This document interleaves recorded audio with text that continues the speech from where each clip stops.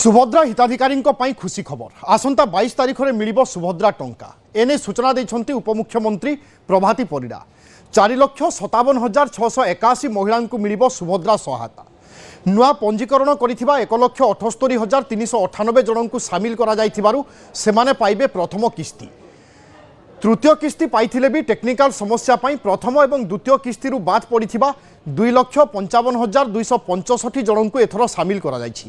सेमानंकु एका सांगरे मिलिबो दुईटी किस्ती से अभियोग शुणानी 24,018 जन हिताधिकारी सुभद्रारे सामिल कर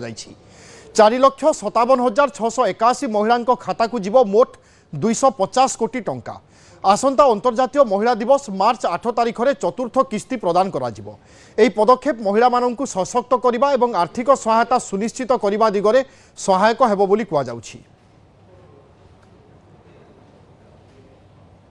लक्ष हिताधिकारी को मिल सुभद्रा टंका